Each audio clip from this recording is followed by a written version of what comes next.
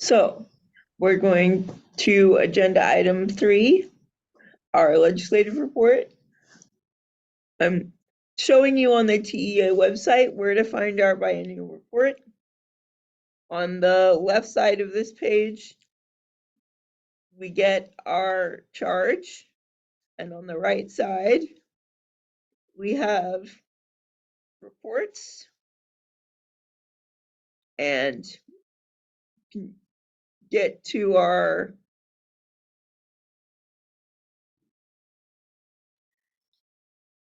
policy recommendations and our legislative report right here.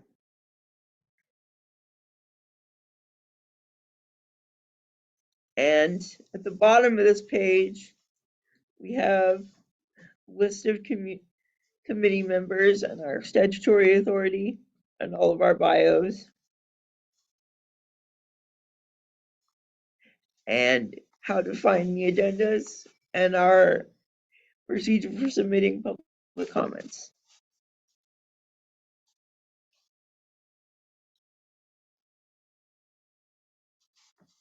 So now we are going to our PowerPoint.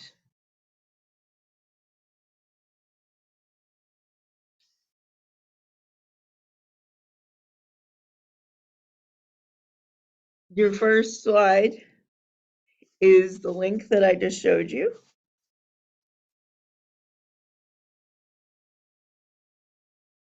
Second slide is how to get to last year's report.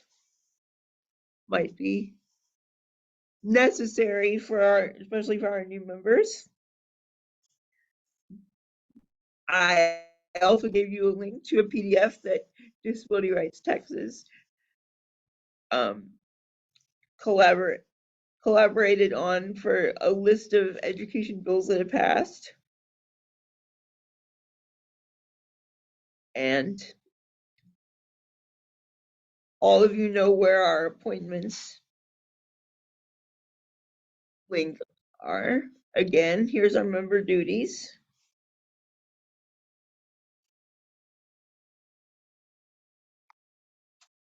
Our report requirements.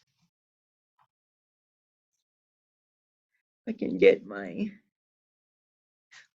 Zoom controls out of the way so I can read this. It's due to the legislature by 1/1/25. Most advisory councils are required by statute to submit by 9/1/24, which is beneficial for gaining funding. One goal might be for the CAC to route ours for signature by August 15th of 24. The CAC committee report shall include recommended changes to state law and agency rules relating to special education. The committee shall also include the committee's current policy on encouraging public comment in the report, which we always do. We might have seen this happen because we published the Zoom code on our webpage. So today, we review our last report for format and content. We brainstorm current issues, also adding issues from the public that we hear about today.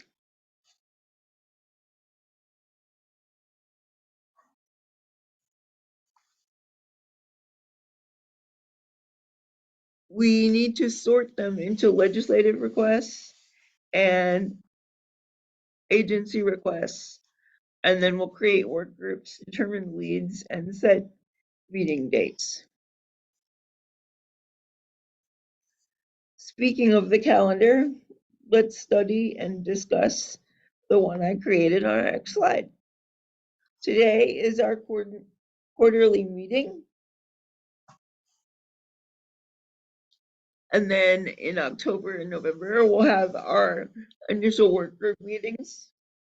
I'm proposing that we have our next meeting on December 4th. In January, we'll continue our work group meetings. In February, we'll have another quarterly meeting and have recommendation readouts. In March and April, we'll have work groups respond to suggestions from the full committee. And then in May, we'll need to finalize our written content and vote. In June and July, the formatting committee, as we've had in previous reports, will finalize the report. And then in August, we'll have another opportunity to vote and route in case we didn't have that opportunity before. Does anyone have any questions about the calendar before I move?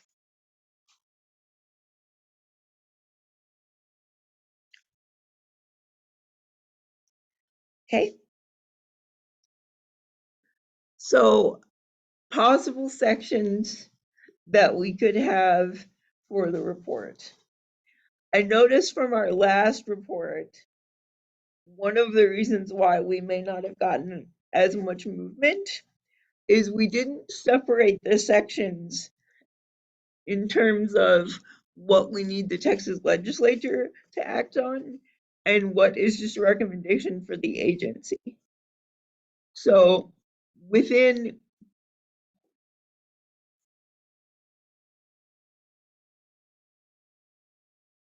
the Texas legislature conversation, we need to further sort into things that are not yet funded, not yet in statute, or long-term issues need to be under the legislative side. And then things that we address through the agency would be things that are already funded, already in statute, but need fine-tuning, or short-term issues.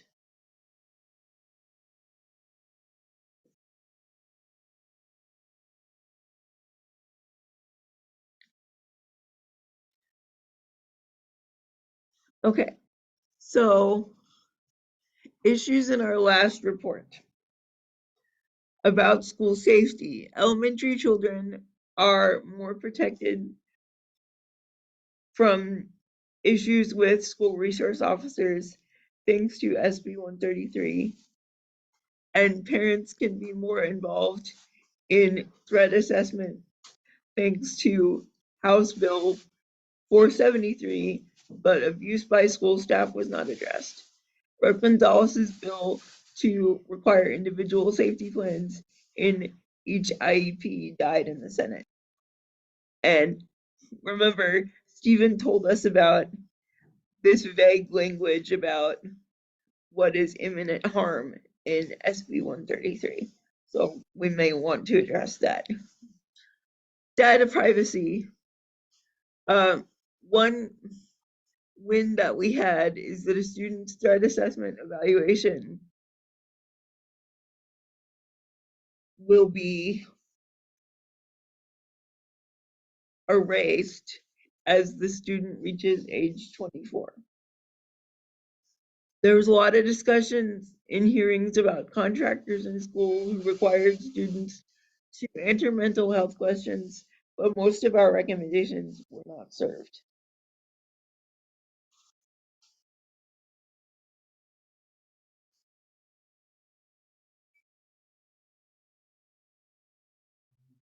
Yeah. Turn this way. Okay, so digital literacy and accessibility. HB1 funded adaptive equipment and services for children with multiple disabilities through a nonprofit called Be an Angel. We may want to invite them to our next meeting to see if they can satisfy our very specific concerns for digital literacy and accessibility. Staff qualifications. We should discuss continuing our recommendation for more training and certification for paraprofessionals. Educator certification and prep. We made great strides with calling for more dyslexia training. Also, HB 159, which passed 2 years ago, created great strides in educator prep for regular education teachers to learn and incorporate principles of UDL, and these students are beginning to graduate. Student evaluations. Students returning from DAEP may be evaluated for dyslexia. Transition and graduation. Pre-vocational services were placed back into the HHSC waivers to assist students via HB 4169, but coordination between agencies could be improved. Yet, a bill to create an interagency council died. Some things that passed that we didn't recommend. All dyslexia is moved into IDEA for HB 3928, which is called the Beckley-Wilson Act. The SSES program was made permanent. Accelerated instruction is no longer required after Gestalt Art 2.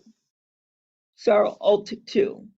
A Driving with Disability program was created, and many other changes to improve post-school transition and college experiences.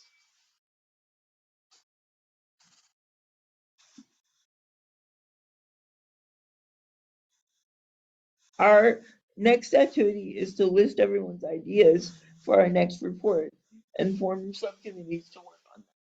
Here's a slide to get your wheels turning of my ideas. It's by no means exhaustive.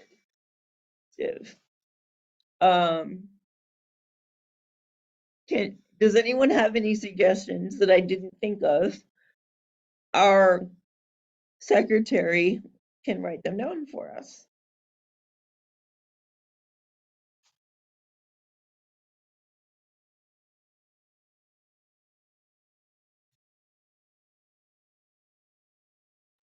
Again, I guess I'm not really, being new, not exactly sure where we stand in all this, but to talk about the State Board of Education and the rewriting of the dyslexia handbook with the Senate Bill 3928, where would this committee stand in being a part of that process? And would that be something that we should be a part of?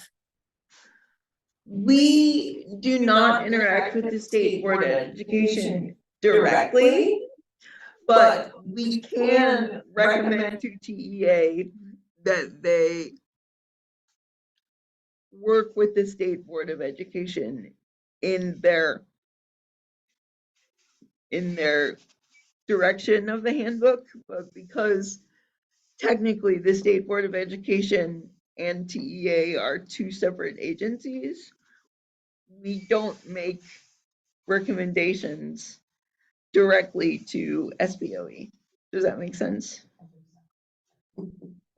Yeah, I think it's probably important to kind of separate. We have abilities to advocate and take action at our meetings and so forth, separate from this particular document, which is strictly about making policy recommendations to the governor and the legislature for the 89th session, which will happen in 2025. So I think this is a little bit more long-term. I think based on kind of the timeline for the handbook updates we talked about before, those all ought to be done, set in stone and implemented before, this document will get published.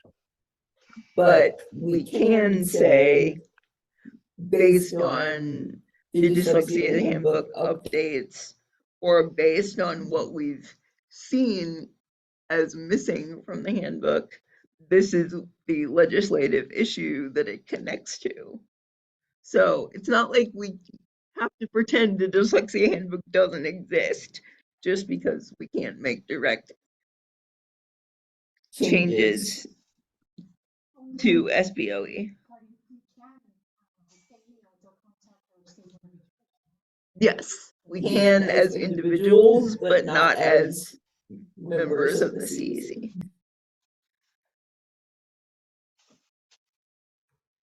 Yeah, that's probably a good point to stress in terms of, as a member of this committee, we can't take sides on things. We can be informative, but acting in a role as on the committee, we can't sort of advocate for or against bills or those sorts of things, but we can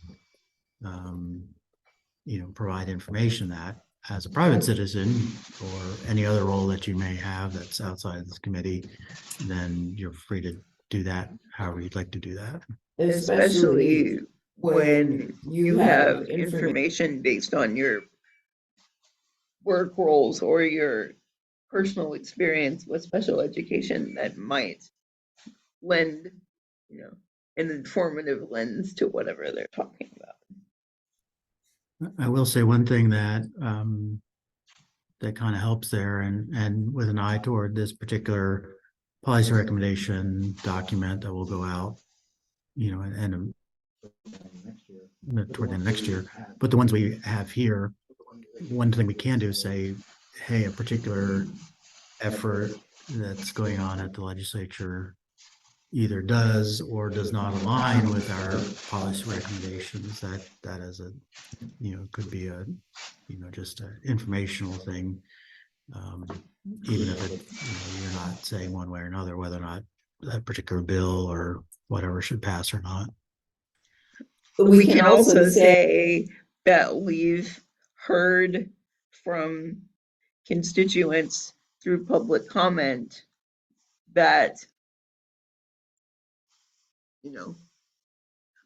a majority of the people we're hearing from have expressed concern about A, B, or C without us taking a particular suggestion. We're just forwarding information that the people have brought to us.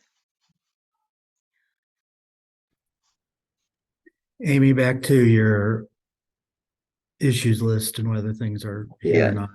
I will say I was sort of the prime driver behind the digital literacy and accessibility.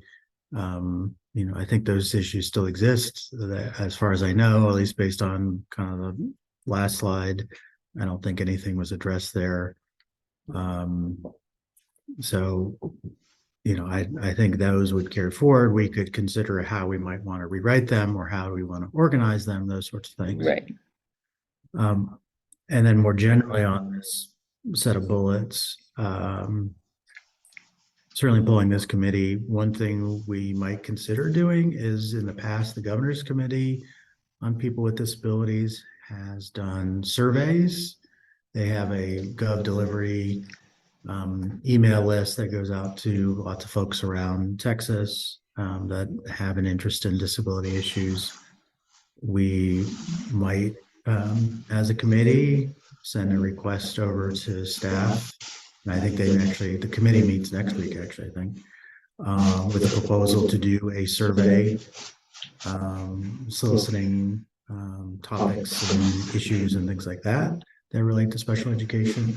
Obviously, that would require us to draft that survey and either ourselves and just work with the Governor's Committee to distribute that, or might have to jointly do it with them. We'd also have to analyze that data. So there's some time and investment that goes in there, but that's beyond just pulling the committee. There are other ways that we might be able to collect input on topics of concern for the special education. That's a good idea. We may have to ask Stephanie to help us organize some of that. So maybe we should put that on a list of things to discuss with TEA to see how we do that. Amy, this is April. I'm not familiar with SSES cleanup. What is that? Well, the SSES bill is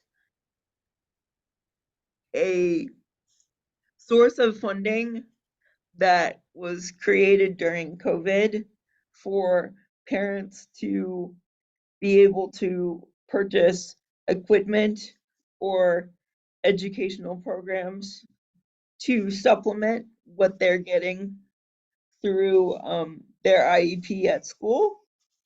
And it was continued through legislation made permanent. It's not just a COVID era thing anymore. And there are some things that need addressing still. The legislation had some areas that weren't clear when they made it permanent. So that's just what I mean by that, that we may need to recommend that that bill be, I guess, refiled to tweak some of the things that don't quite make sense. Amy, this is April. I had a couple, one, I think so number 1 and 2 things that I'm hearing from all of our districts are still staffing. We have massive shortages still in all of our special ed classrooms, our OTs, PTs, VIs, O&Ms, name it. They're short on them. But in addition to that, the new problem that's been created for that is staffing companies that our districts are kind of being required to use. The cost of those are enormous. The districts are being asked to do non-compete clauses, and they're fined if they hire these people. They even are using contract companies for just teachers at this point. So I don't know if there's any way to have any sort of regulation of the cost and the fees in which these contract companies are charging districts. There's always kind of this unwritten rule about Medicaid rates, so much above Medicaid rates for evaluations and things like that, but there's no real regulation of it. It's just getting to a point where districts can't afford it. And then my other area, which I'll just probably always bring up, is behavior. The amount of injuries by staff and students because of extreme behaviors is continuing to escalate. And so some sort of required behavior training, and not for special ed teachers. We get a lot of that really for gen ed teachers, gen ed staff, like de-escalation, like some quarter, like even if it was just a de-escalation training, there's just no required training, but the amount of behavioral things that we're seeing is growing rapidly each day.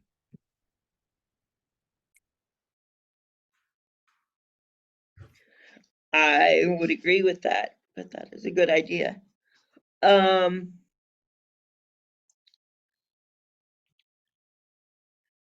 anyone have anything else before we create our new subcommittees? We can always add to these via email or in subsequent meetings, but just to get us started.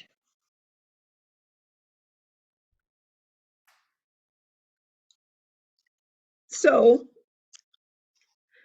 because we moved our meeting off September 11th, there's now an October special session. So the governor has decided that the agenda for this special session is vouchers for special ed eligible students, and we may want to include a response to whatever passes in the session, and border security, which is not in our charge, so we don't have to worry about it. So now we have our subcommittees. Is there a particular issue that we definitely think we need a subcommittee about.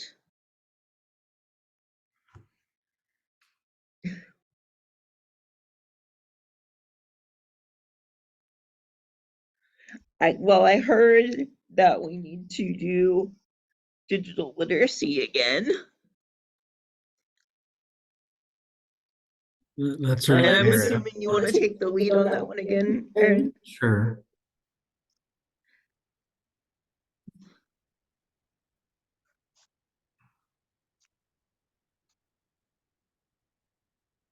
Is there anyone else that feels led to be on that subcommittee?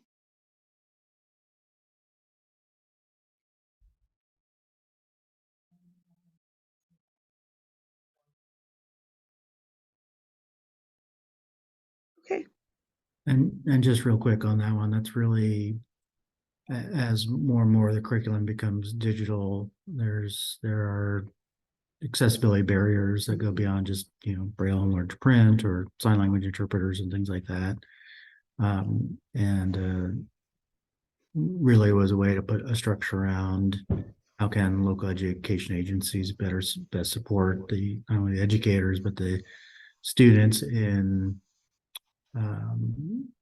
how do we kind of systematically make sure that what's being put offered to the students in terms of the content and curriculum is digitally accessible. Yeah, this is Kevin with TWC. I have an interest in that area, and have kind of worked on some other projects in the past related to that. So if it's agreeable, I'm happy to be a part of that subcommittee.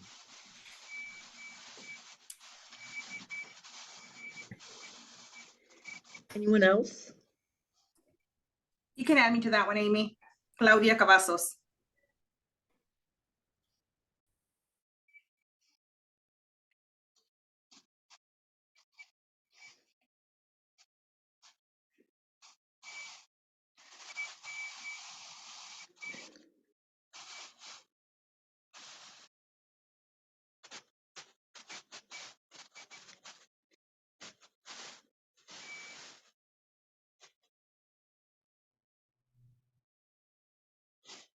Okay. So I think I heard a request for staffing and behavior, right?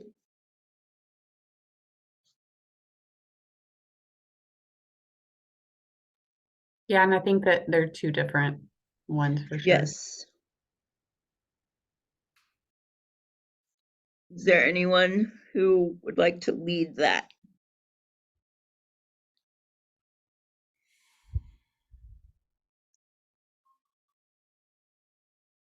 The staffing one? It's important to have a student-to-teacher ratio.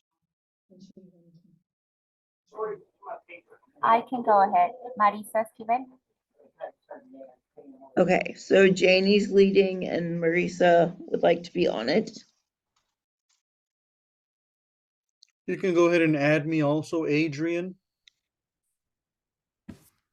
for staffing. You can add April too.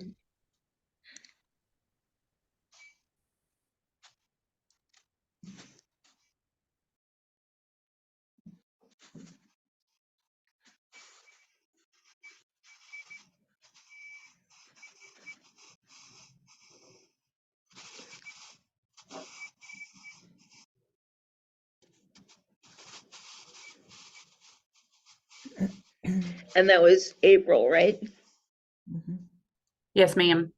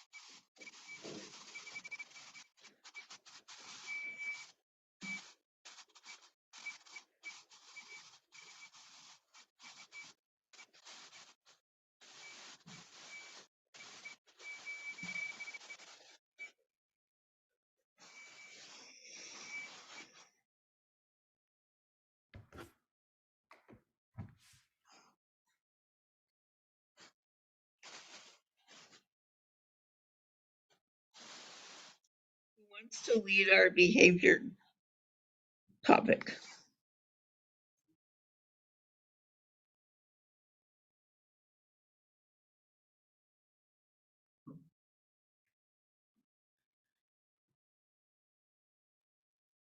I can lead that one if no one else is interested. It's April.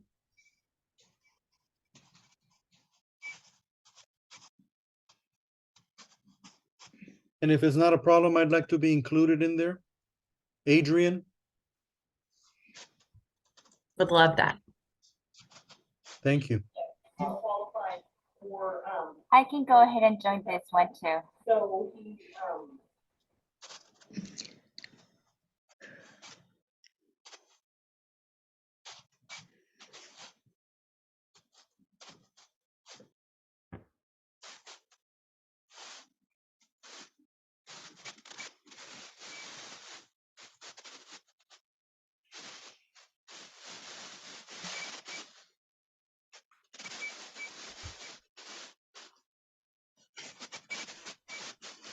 This is Deanna.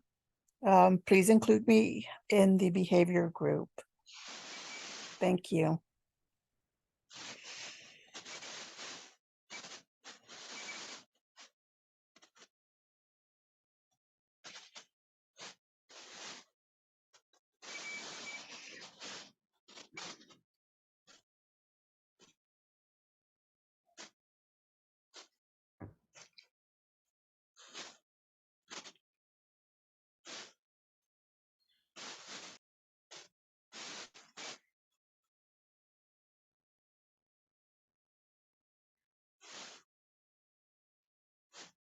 Are there any other issues that we need to cover that anyone can think of right now?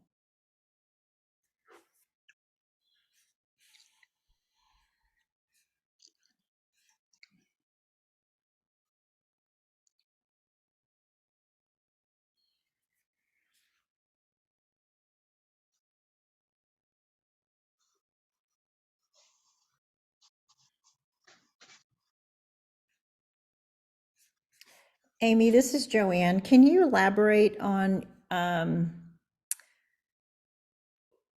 going back to what's missing? I think it was like a representative for the 18 plus. Can you elaborate on that? Okay, so students who are not under guardianship, who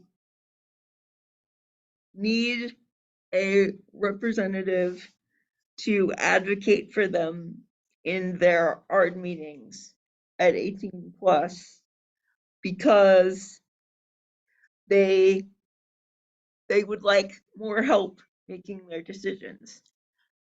Some schools are not recognizing supported decision-making agreements or recognizing the right of a student to invite whoever they want to their ARD meeting. And they're saying that a parent or a trusted other adult cannot be in ARD meetings unless the parent takes guardianship.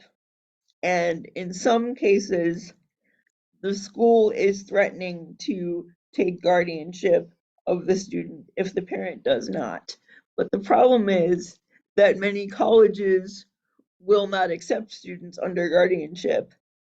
And we already have a less restrictive supported decision-making agreement, but schools aren't accepting that. So we're wondering if there needs to be more discussion in the legislature about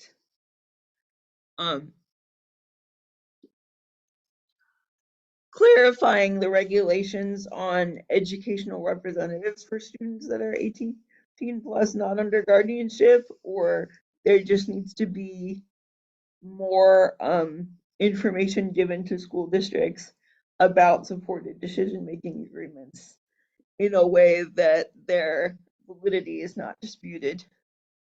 But I think that should already be covered by the IDEA in the fact that a student is allowed to invite whoever they want to their art meetings to be an equal member of the art committee.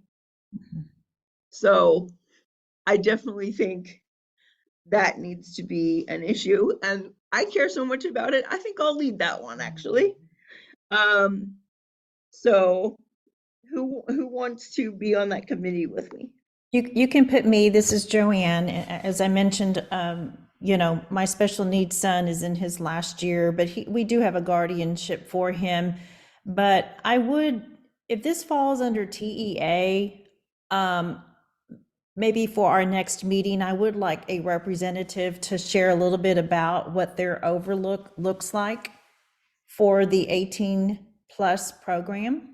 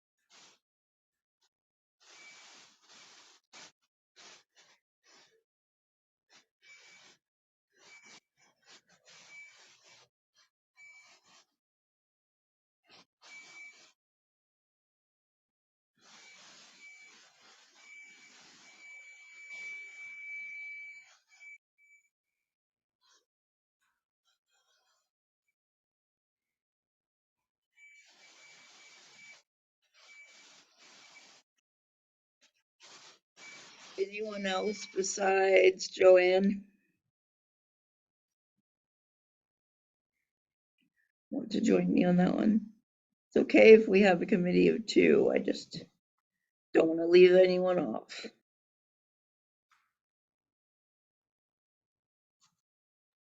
Amy, it's Agatha. I'll go ahead and get on that committee as well, please.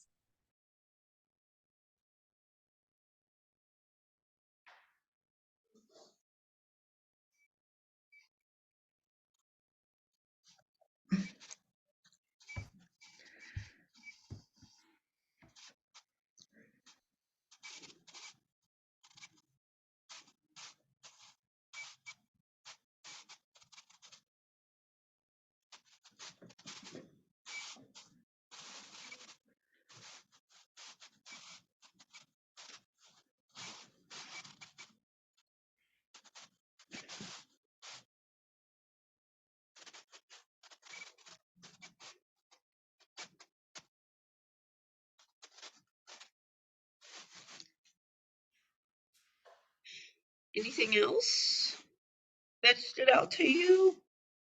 Either from the last report that we haven't covered or any new issues? Amy, I'll put out one that's more administrative. So when we were doing the final revisions to the last report, something I noticed was different people had different ways of constructing their recommendations. Yeah. And I think it may be worthwhile, rather than trying to put a square peg in a round hole at the end in the editorial part, that maybe it might be good for us to agree on a template on how we should do that, so that when people as they start formulating what their recommendations are, there's a consistency to the report that hopefully would make it easier for people to consume it. I agree with that. Should we call it formatting, I guess? Do we want to talk about that now, or do we need a subcommittee to sort of figure it out and present it at the next meeting? How do we want to do that?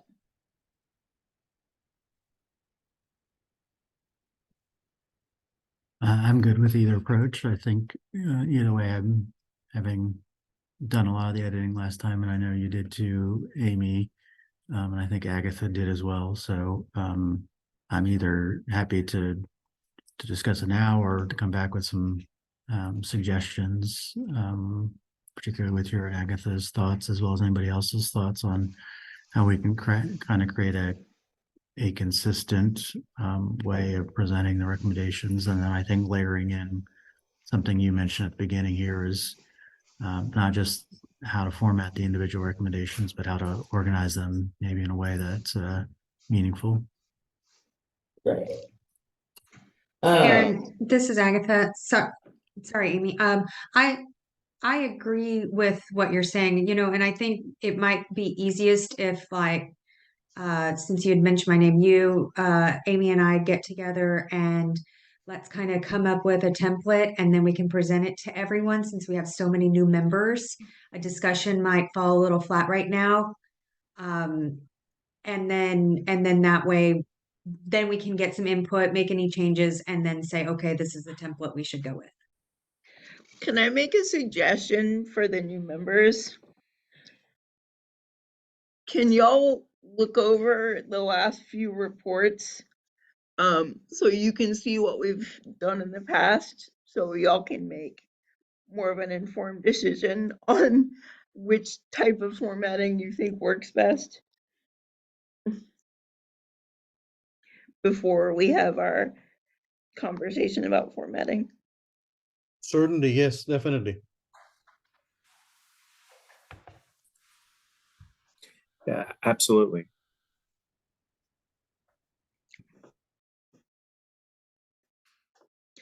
I'll lead that one since I have our last reports in my Google Drive, so it'll be the easiest for me to find what we did last time.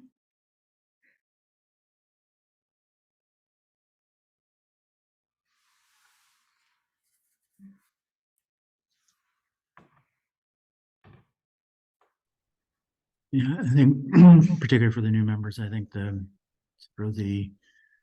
essential way we organized it last time was based on topic. And then we had recommendations called out specifically, and they generally started with the word recommend. Sometimes we specifically call out whom we are recommending do what, and sometimes we were a little vague on that. After the recommendation, there were almost always a background section, and sometimes there was a conclusion section. I'm not sure there was a particular rhyme or reason for one versus the other or having both.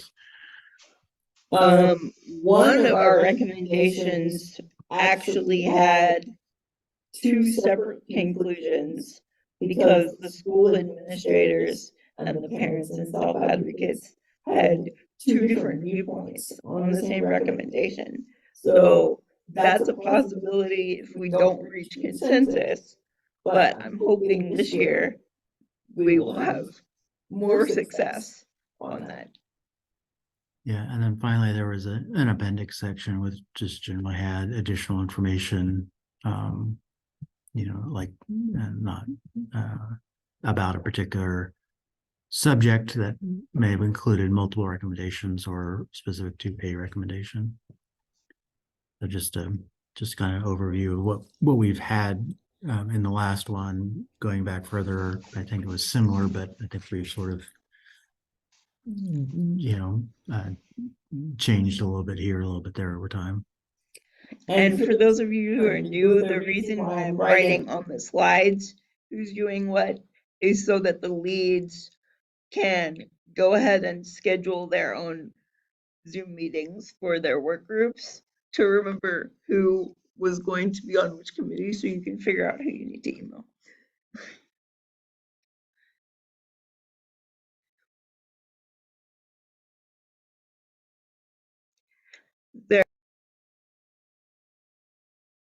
Is there any other committee issues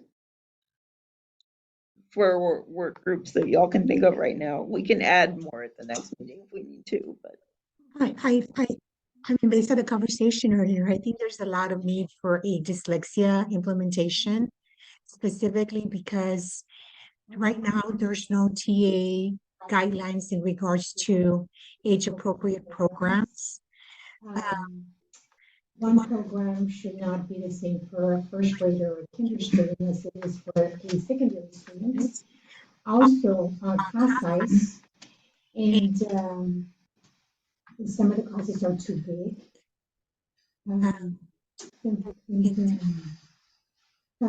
Those are the two biggest issues in regards to what I do. Okay. Well, we can definitely do that. Is there anyone who feels inclined to lead? As of right now? Can I leave that also? Sure. I'm very passionate about this. Thank you. I can tell. Anybody who would like to join Janie on this issue? I'll join Janie, Adrian. April will too.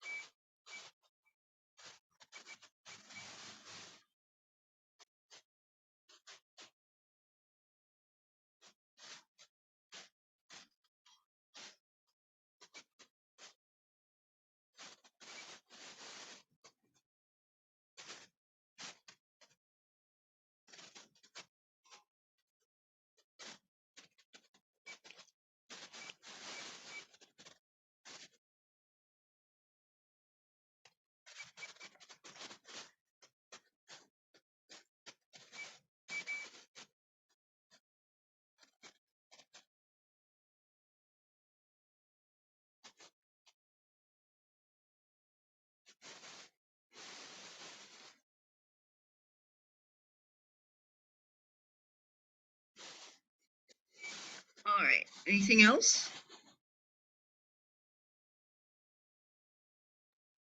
We have one that covers funding, right? I think we addressed that in our last report. And Yes, we're bringing that we forward. can So reconvene funding. that's probably the elephant in the room.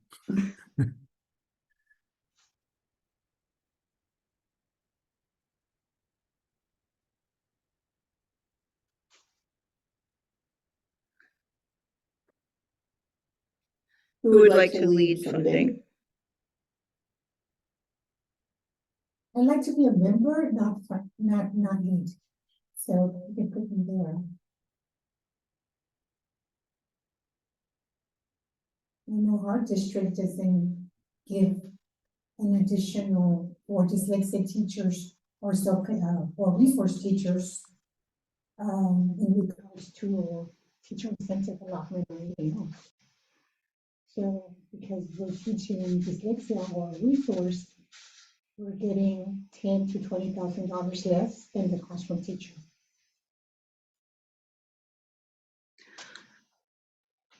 I'll take the lead in funding, Adrian. If Okay. nobody else wants, if somebody else wants to, that's fine.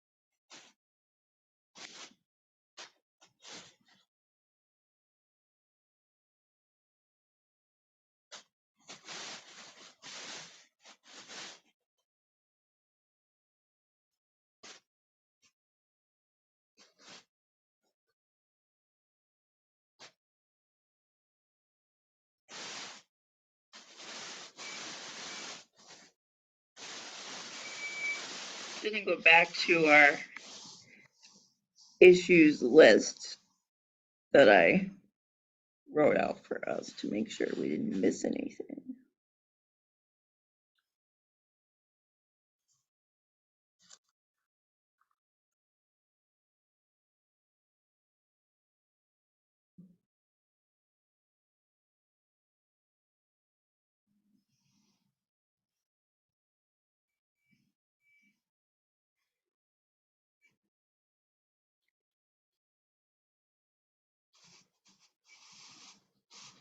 I'll take a lead on juvenile justice in schools.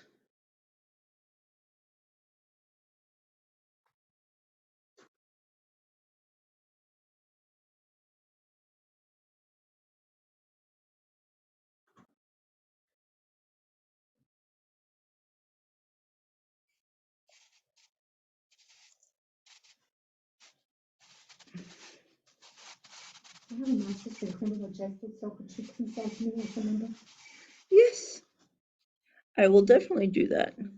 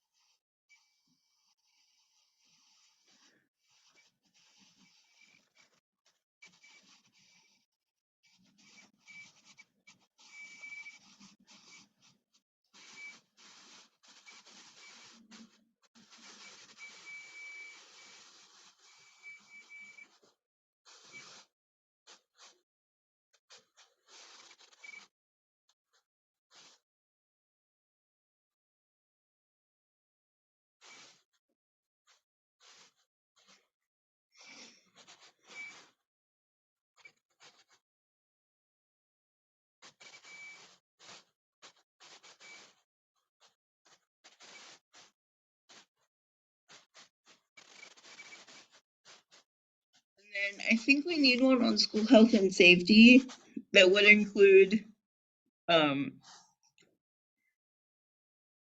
students with health-related conditions and school safety planning. If anyone wants to take that one.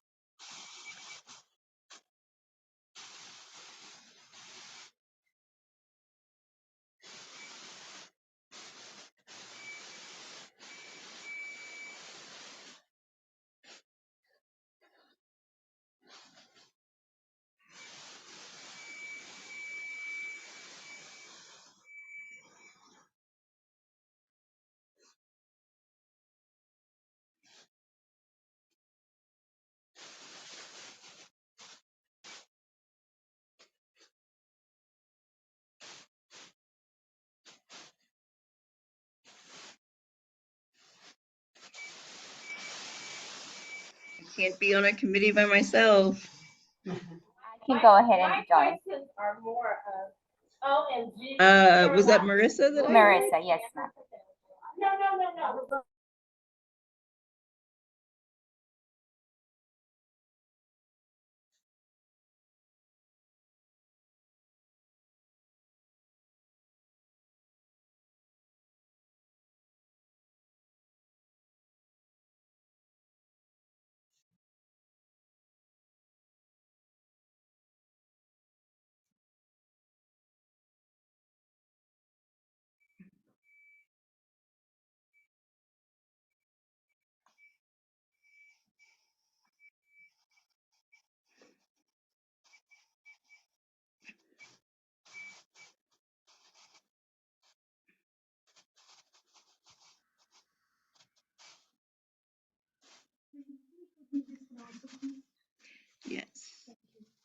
Amy, you can add Joanne to that too.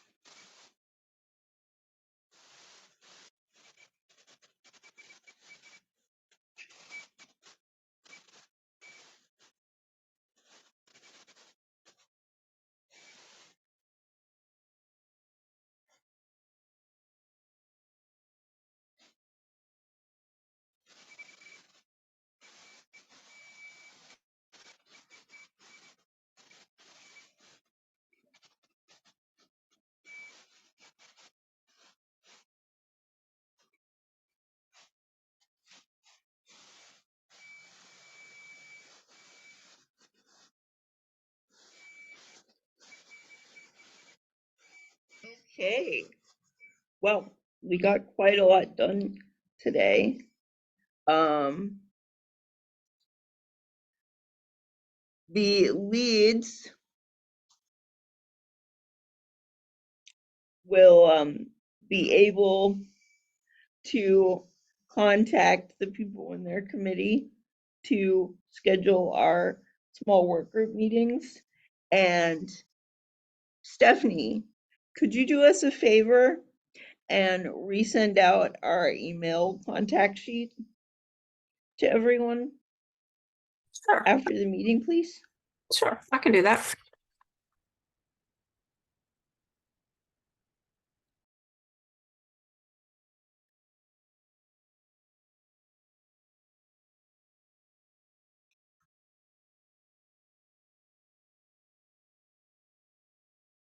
And we might need an issue for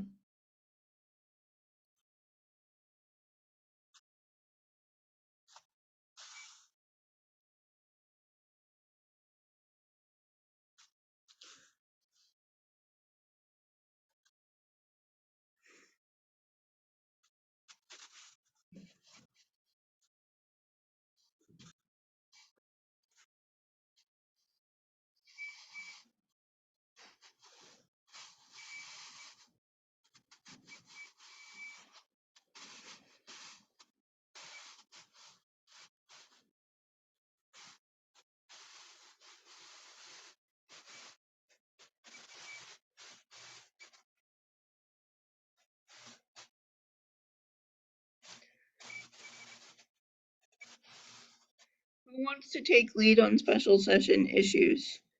And we won't know what that is until the end of October. But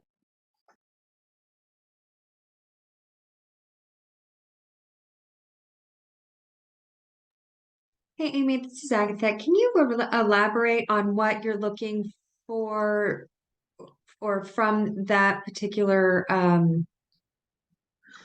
just, just to watch what passes out of special session and figure out how it would affect students with disabilities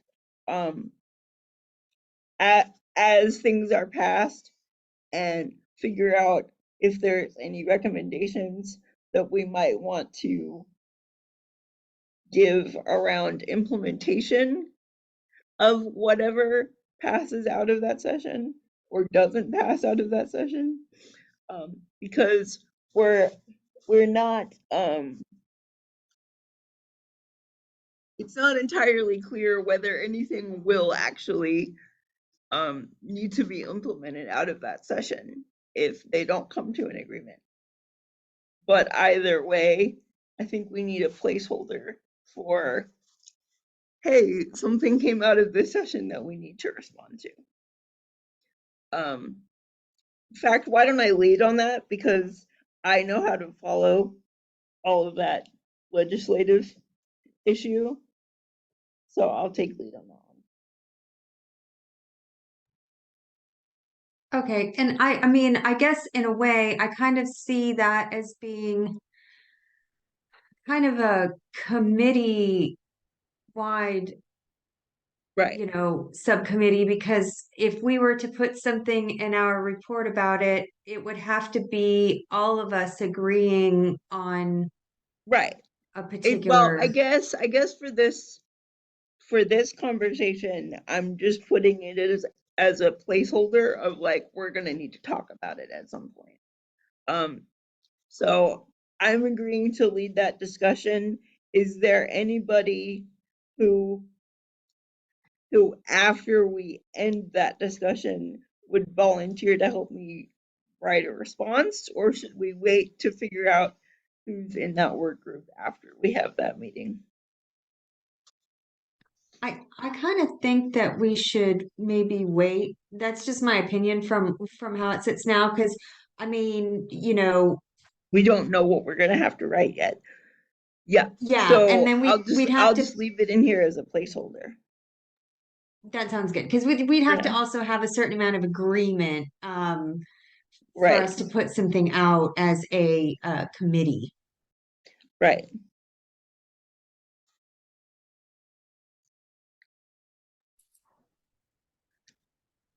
Any other issues that haven't come up yet? Amy, this is Kevin. Just to circle back on one of the other issues that you mentioned about juvenile justice. Right. What exactly would that one entail? Um, there are a lot of juvenile juvenile justice and DAAP placements that happen from school.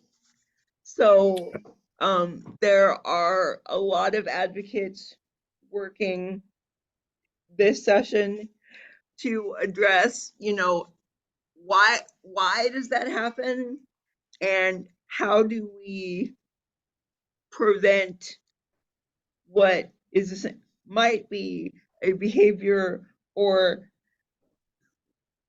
school discipline or disability manifestation from becoming a long-term juvenile justice issue. And the other side of that is how do we make sure that kids who do end up in the juvenile justice system are still receiving the accommodations they need and the education they need to finish their learning so that they can um, move into society with all of the learning and support that their peers would have gotten had they finished in school. Sure. Right. Thank you for the clarification. I think that intersects with some of the work we're doing at TWC. So could I be a part of that subcommittee as well? Yes, you can.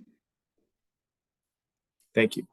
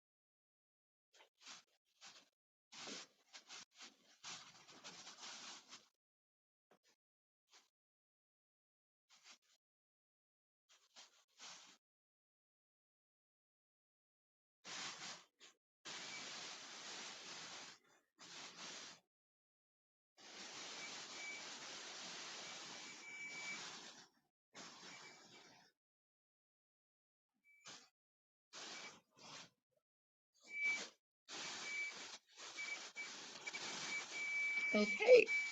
Well, the next thing on our agenda is to approve some past minutes. I will stop sharing and turn it over to Agatha to share our last minutes, which I think you have. You should be able to share screen. Yes, I'll share my screen. Now, I am no longer secretary, but I do have the minutes from our September 21st, 2022 meeting Yes. that were a holdover that still needed to be approved. But past Right. that, I believe Claudia Right. is our new Right. It was the secretary. September So 22 meeting minutes that I know you have. And then Claudia will share our minutes from today so we can approve those. But we're going to do yours first.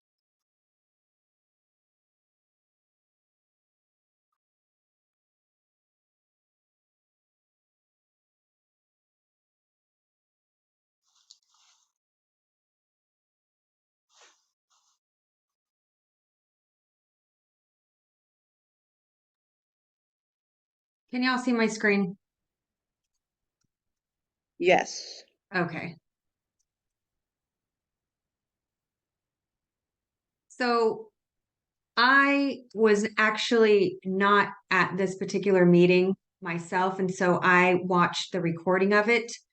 And so what's highlighted is I know I was absent. I'm not sure who else was absent, and I'm not sure who all the attendees were from our particular committee, and then also the Texas TEA people that were there.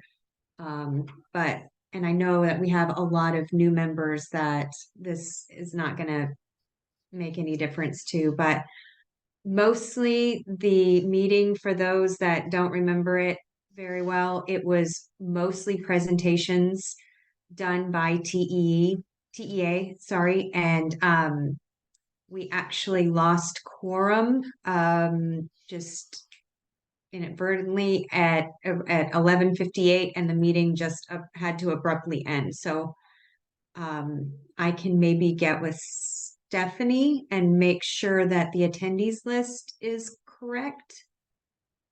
Well, I can just, there's a few spelling errors, but other than that. Oh, okay. Well, yeah, let me know. What am I? For Jacob, it's Clett, K-L-E-T-T. For Texas Education Agency, Jacob Klett, K-L-E-T-T. Oh. Mm-hmm. K-L-E-T-T. Yeah. Okay. And then Dana is Garza, G-A-R-Z-A. Okay. Perfect. Looks good. All right. And then I'll just kind of scroll quickly through. Justin did a presentation. There was a lot of presentations. Oh, and you said it was A-L-E-T-T. E-T-T. And Dana. It's a Z, not an N. G-A-R-Z-A. Mm-hmm. Okay. Yeah, I think we had 3 or 4 presentations that day. And it was Elizabeth Danner, right? Yes, that was correct. Okay. And Julia, I try and capture lots of links that they have to things. There was no public comment that day.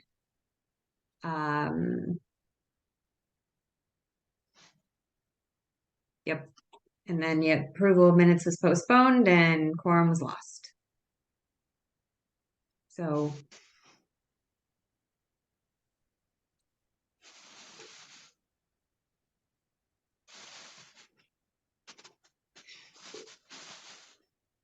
Would anyone like to make a motion to approve the minutes?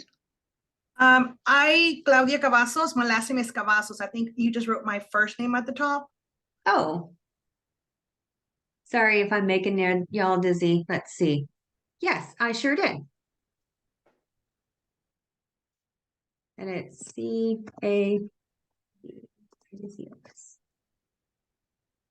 Thank you, Claudia. Yes, ma'am.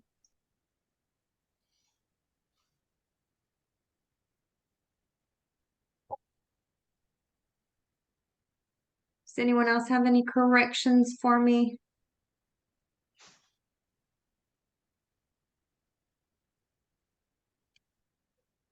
I can set a motion to approve, Joanne, if we're ready. Second, Miss Aaron.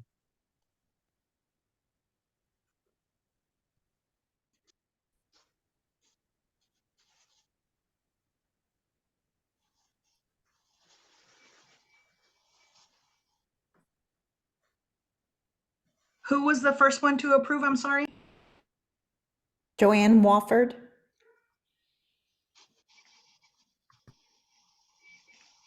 Thank you.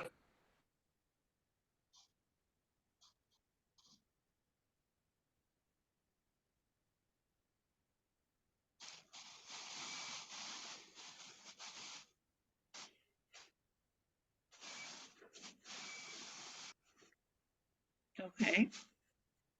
All in favor indicate aye. All opposed, nay.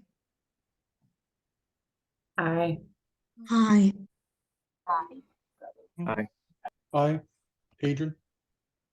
Any opposed?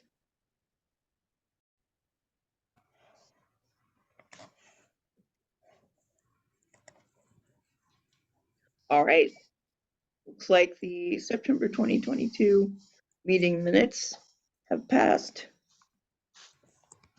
Thank you, Amy. And Stephanie, I will send these to you right away. Thank you. Amy, would you like me to send you a copy as well? Yes, please. Claudia, can you share your screen for today's minutes? Or are you not ready? Do you need time? Amy, I thought on our agenda we were going to also approve June 5th meeting minutes. Oh, I don't yes. have those available today. Okay. Oh, and we need to determine our next meeting date before we approve our minutes.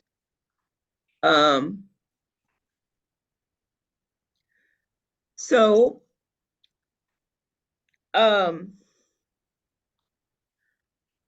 earlier in the meeting on our schedule slide, I proposed December 4th as a future meeting date. Does anyone know, based on their calendar, if they will be available? I'm available, Adrian.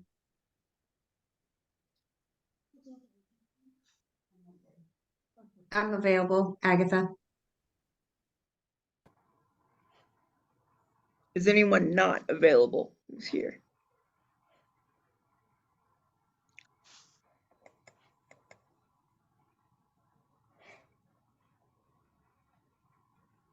I will ask the two members who were not available to be here. December 4th, it's a Monday.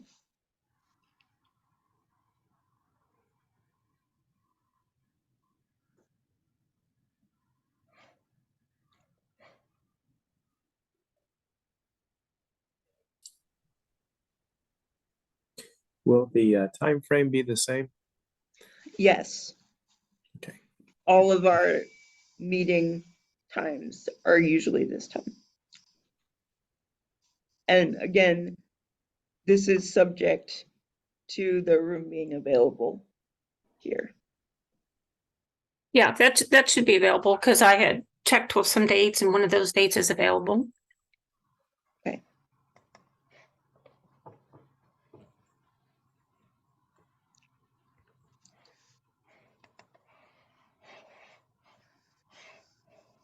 All right. Well, now we can look at our current minutes. Okay, so please check the CAC attendees to make sure I didn't miss anybody and let me know if I missed your name. I think I captured everybody.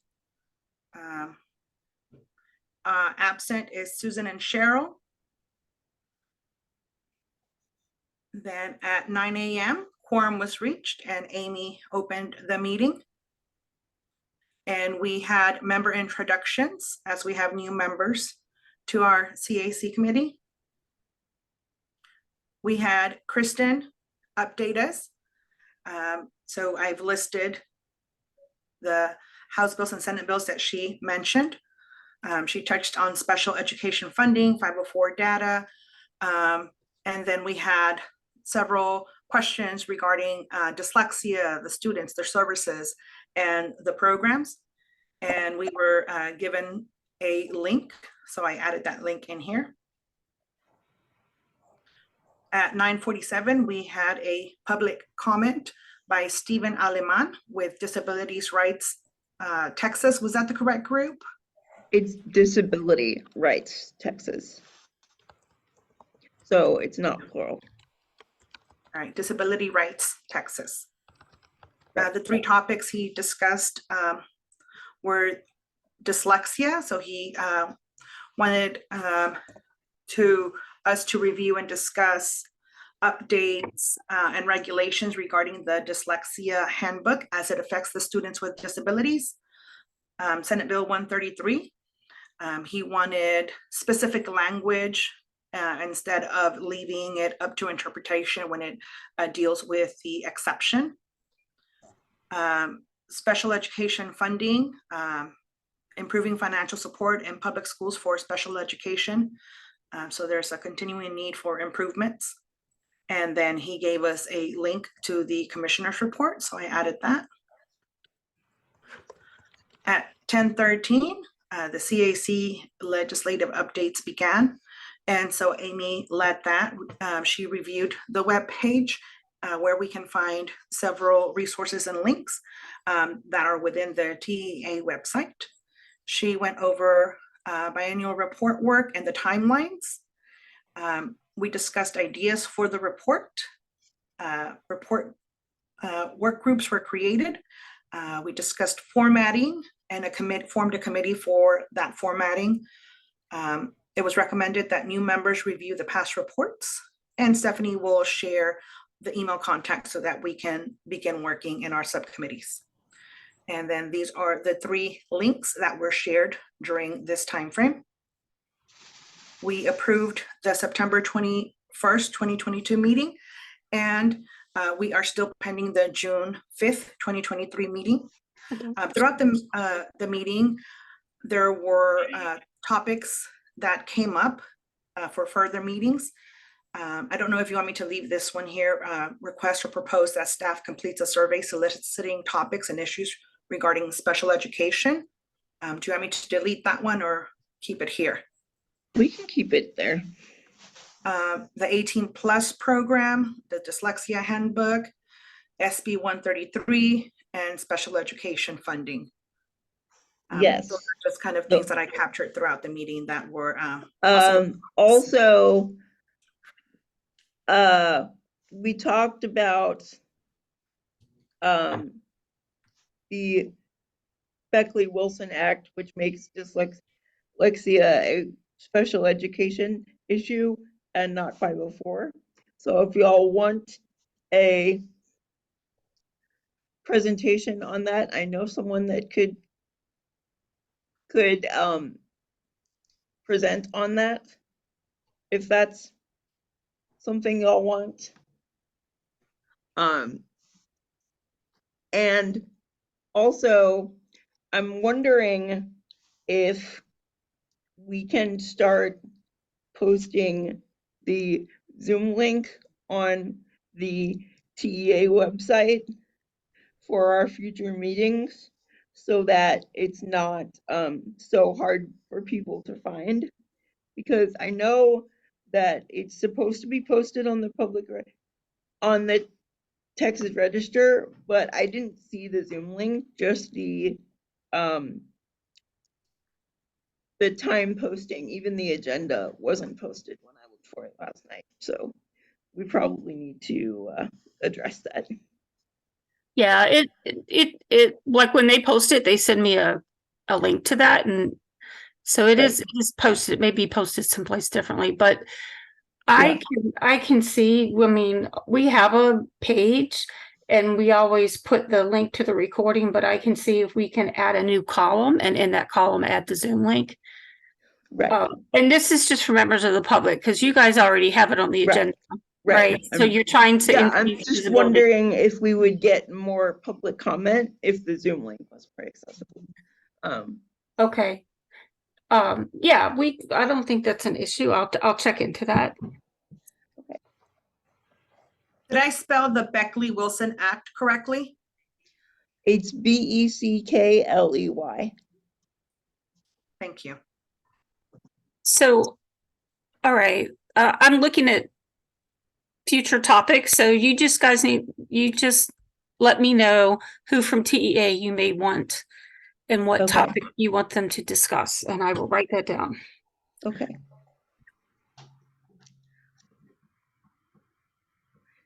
And then I will probably need to send you an email on that. But we will let you know. Okay. And I have a follow-up question. I think, Joanne, it was you that wanted an 18+ program. We can have somebody from TEA come and talk to you, but specifically, what do you want to know about the 18+ program? Well, now that Kevin is part of the committee and some of the things he commented that he is working with some of the LEAs, I'm interested in knowing. I know the TEA doesn't give any kind of guidance on what the program should look like, but to be transparent, I've been disappointed with our local district's program, and a lot of it stems from staffing issues, which, at no fault to our district, but I don't see the students immersed in the community, and I'm not sure if that's part of the focus. And so I guess any and all information would be helpful for me to share with my constituents here. Our district has a CPAC committee, which my husband and I are the founders, and that committee is still up and running. So I would like to put myself on the agenda of a next meeting to kind of share that. So that's kind of where I'm going with that. So separately to the 18+ program discussion, a CPAC discussion, or are they combined? No, just, I'm guessing that there is funding, there's continued funding of this program. So, what should parents expect with their students walking away once they age out?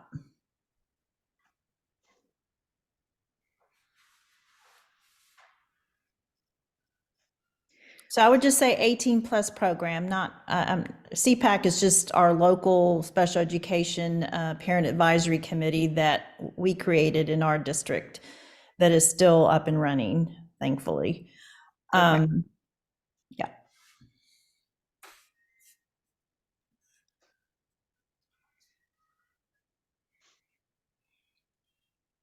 And that is all that I have. The last thing was Monday, December the 4th was proposed as the meeting date. Did you want me to scroll up and allow time for everyone to read each section? Yes, I think that would be helpful. Do I need to Zoom? Yes. Oh, and Stephanie, can you ask Elizabeth Danner to come talk about 18+ programs? Yes, Because she has background on 18+. Right. Yes.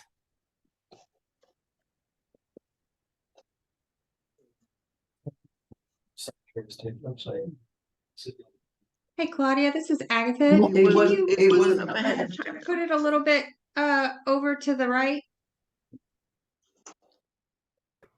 Scoot what to the right? The meeting minutes. Some of the pages cut off. Oh, you can see it.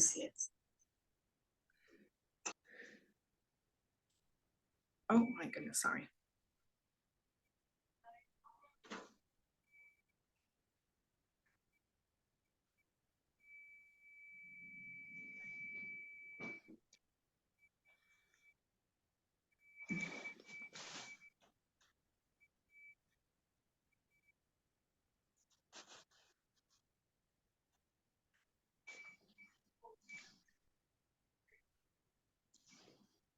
I would Is just that better? comment under Krista McGuire's presentation. It's House Bill 3928, I believe, instead of 2928. Yeah, it is.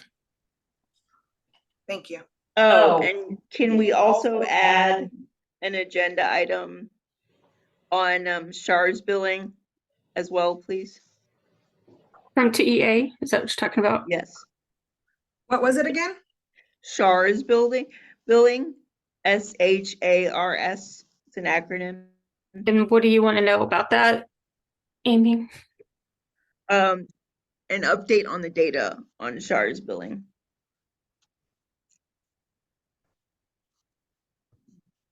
Okay.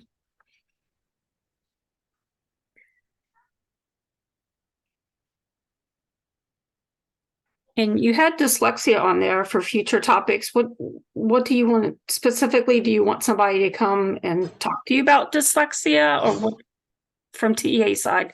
What do you want?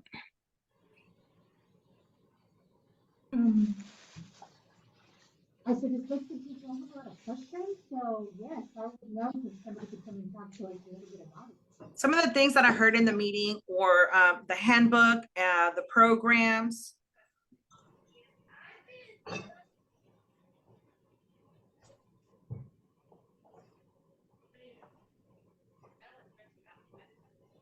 So are you looking for an update on the new Senate bill 3828, House bill, sorry, 3828, or are you looking just for an overview of dyslexia?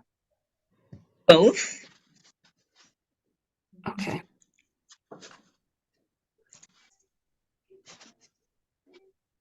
Because that's a lot of content. I mean, I could give you an hour presentation on dyslexia. I just don't know.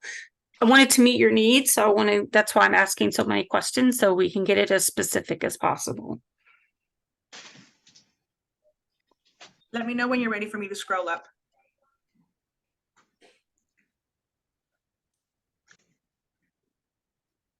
I would just comment that my middle name, which doesn't need to be on here, but it has 2 T's instead of one, Tara Pittman Ceballos, but you can just put Tara Ceballos.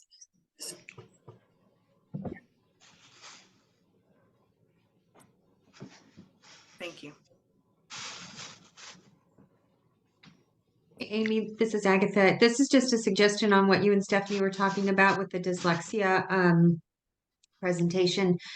We might be able to, just as a thought, break it up into 2 pieces because there's the dyslexia subcommittee that might get a particular presentation, and then to the committee as a whole, maybe because it's so broad and because there's so much information and it could be such a long format presentation that maybe give us the overview and give the subcommittee the more meat and potatoes of it that you guys can turn into a recommendation for us to review. I would think that's a good idea, but we don't usually have TEA staff at subcommittee meetings. So I think that would require some coordination on Stephanie's part to get the right people invited to the subcommittee meeting. Yeah, I think it's just a member of their availability. I'm sure they'd be happy to do it. It's just usually they need pretty good bit of lead time. You know, I would say at least 2 weeks lead time to be able to accommodate their schedule. So who's in charge of the dyslexia subcommittee? Let me pull it up and see. Yeah, it's Janie. So Janie, if you could just let me know if you want somebody from TEA, if you can just email me and let me know specifically what you want a presentation about and how long would you want it and when. Give me some dates and then I can coordinate on my end with the correct people. Great, thank you so much, Stephanie.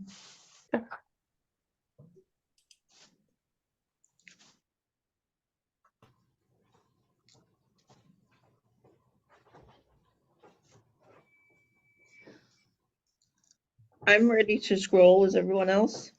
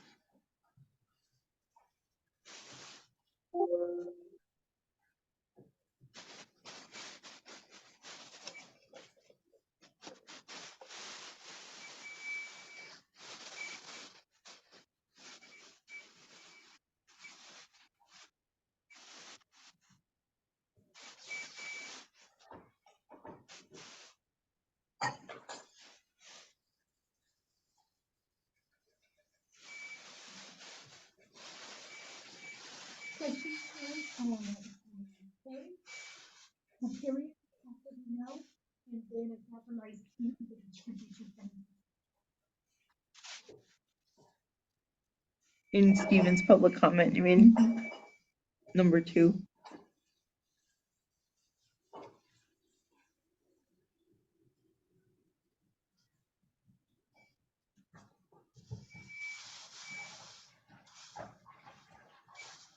Can you repeat that question? In public comment, for Steve, number 2. You're muted. In section 2, A, after no period, and then he should be capitalized as it's 2 sentences. Amy, if you could mute while Janie speaks, or if you can just repeat what Janie says, we're hearing some feedback. On 2A, between below and he, there should be a period.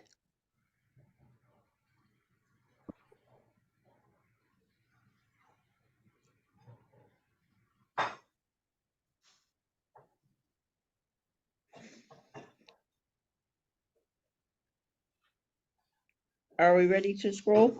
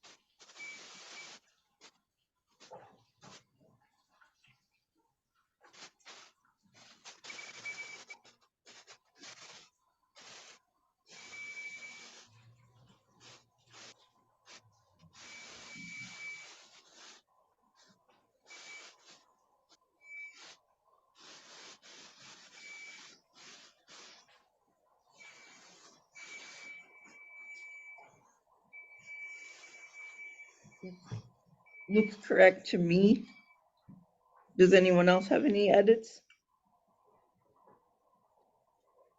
We scroll.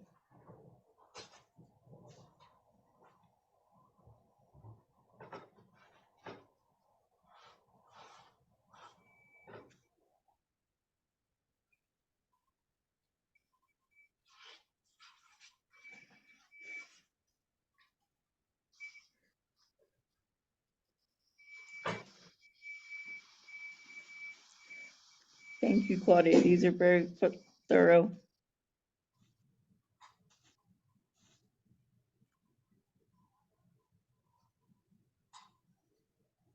Do you want to remove that, minutes twice, Claudia, on, right by 11:19? There you go. Also, on the discussion of possible topics, we also said SHAR's data and SHAR's billing process was the last one.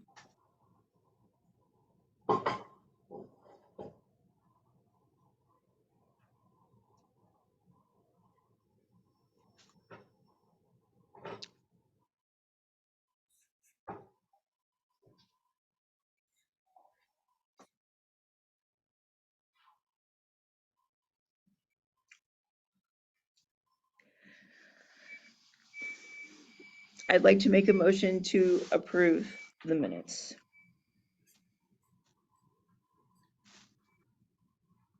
Second, Joanne. All in favor? Aye. Aye.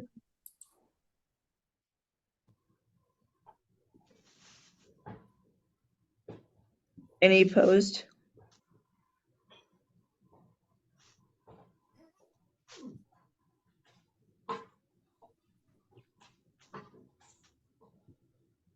Joanne, can you remind me of your last name, please? It's Wofford, and my first name is spelled like two names, J-O space capital A-N-N, no E at the end. And then Wofford, W-O-F-F-O-R-D.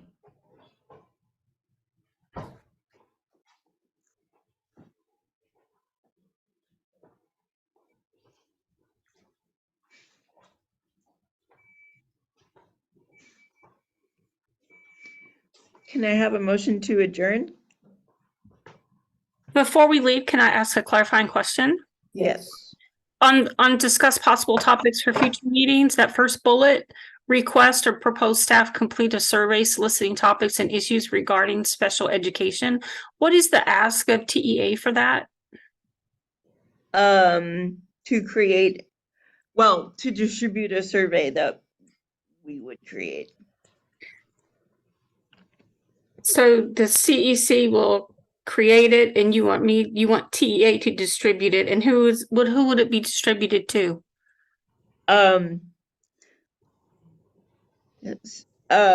School staff as to what they think major issues in special education are currently. All school staff, like across the state of Texas, 1,200 LEAs.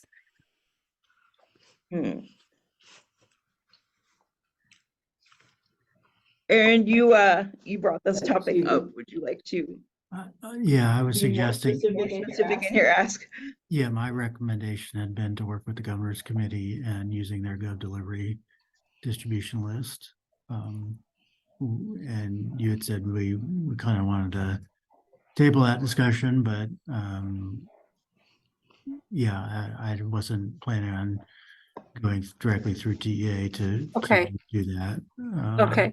Because now if TEA has Stephanie, if you have recommendations on ways we could, get better representation, but my thought was really to focus on through that existing mechanism that we had used at the governor's committee to distribute surveys, and first asking Ron if that's something he wanted to even partner with about. Right, okay, that makes a lot more sense. Because my question would be legal if TEA could even do that on behalf of the CAC. I'm not quite sure. So I have to check with legal about that. Do you want me to delete this for now? Maybe we can put in, for Stephanie to investigate the feasibility of distributing a survey on behalf of the CAC. And if there's any legal review that needs to happen, again, I think we would try to make it come from the CAC. It's not a TEA survey per se, but I don't know how distinct that is in the technical legal sense. But still using the governor committee's distribution list? Well, that would be part of the feasibility of using that. So whether the governor's committee itself would be open to that or not. Okay. Assuming we are allowed to distribute a survey under TEA rules, then whether or not the governor's committee would be willing to partner on either developing it or at least distributing it to their gov delivery system. Okay. I have made a change to the minutes for this sentence. Do I need to revert back to the old one, or can we leave it as is now? I would say investigate feasibility of CAC to develop and distribute a survey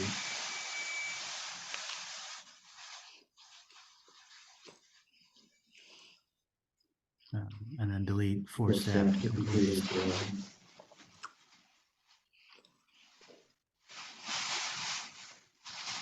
And then at the end of that sentence, and partnering with Governor's committee. GCPD.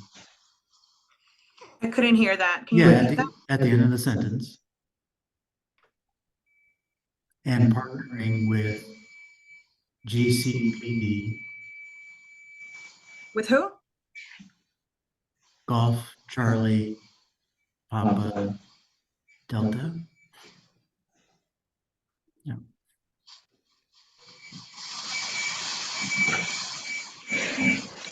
GCPD. Yeah. Like this? Yes. For developing and or distributing the survey.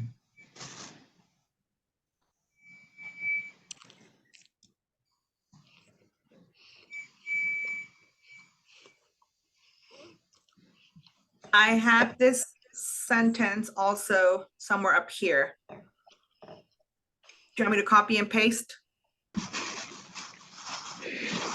Or just delete Yes. this one here? Well, you can just delete that one.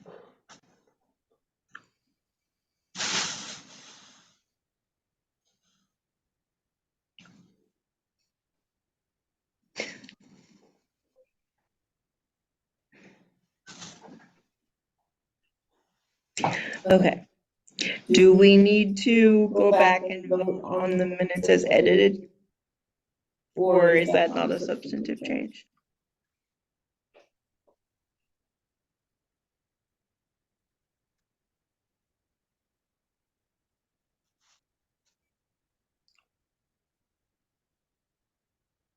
I would say that we're okay. Okay.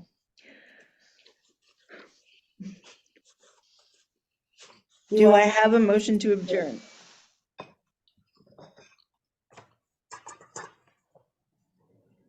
Real quick, sorry, Amy, had we decided on December 4th being the Yes. date that we all agreed on? Okay. Yes. I move at 12 o'clock to adjourn the meeting. Terrace.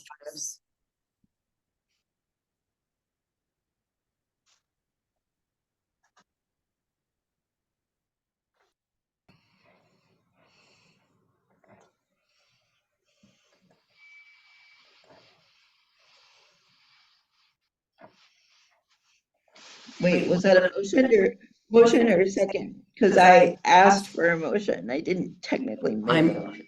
I motioned. Okay. This is Aaron, seconded.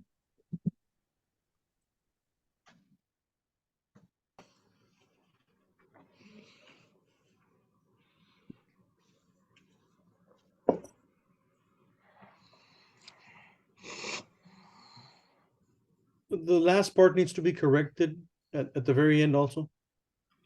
Okay.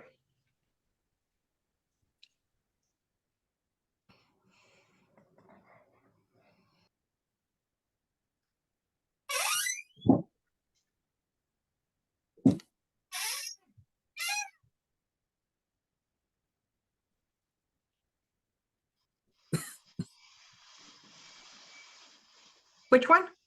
At the very last number that you have should say 1203 instead of 11. Yeah. Thank you.